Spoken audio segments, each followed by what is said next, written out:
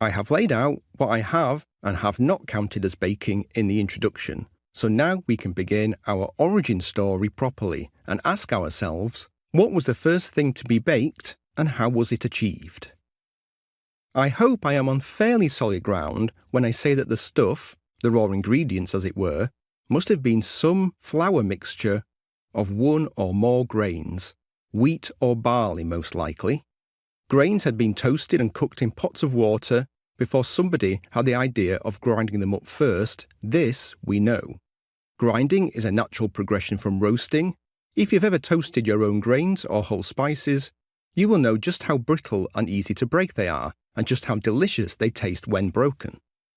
Combining cooking with grinding was an extremely important notion. Cooking breaks down a food and liberates nutrients, making it easier to chew and digest. In science parlance, the food is more nutritionally available. Grinding or crushing is like pre-chewing, making the food quicker to cook and easier to ingest. When mixed with water, the starch and gluten inside a cereal grain can mix to form simple batters. These batters could be made into porridges or gruels or the basis of soups. But how were they baked? It has been long established that from sometime in the Mesolithic age, 10,000 to 8,000 BCE, fires were built inside rings of stones which eventually became hot. However, archaeological evidence from the Black Desert, Jordan, in 2018 moved the date back 2,000 years. Remnants of flatbreads cooked by a hunter-gatherer society on flat stones were unearthed and analysed and were found to contain wild wheat and barley and mashed roots. Stone is a poor conductor of heat, but once it is hot, it remains hot for a long time, and a blob of dough or a thick batter will cook very well on a flat stone. After this discovery, perhaps by accident, flatter stones were chosen and they were worked to be smoother. The first bakestones were made and humans got their first taste of hearth cakes, the origin of all baked goods. Processing and cooking carbohydrate, protein and nutrient-rich whole grains changed the course of human history.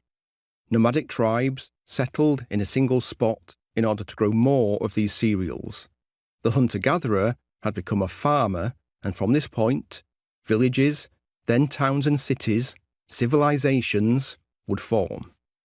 This meant humans would become more and more dependent upon these grains and better at cooking with them. They also became better at processing and refining them, and at the same time were able to select the plants with the highest yields, domesticating them. Grinding and cooking them maximised the nutrition inside those plants.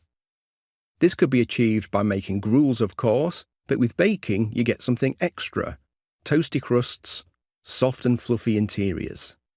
Archaeological digs at and around Stonehenge have revealed that the people who lived and probably celebrated or worshipped here certainly ground wheat, grew a lot of hazelnuts, and spent a great deal of time searching for honey. Simple cakes made from ground wheat, ground hazelnuts, honey, and probably a little water have been cooked up on hearthstones and found not only to be very nutritionally available, but also very delicious.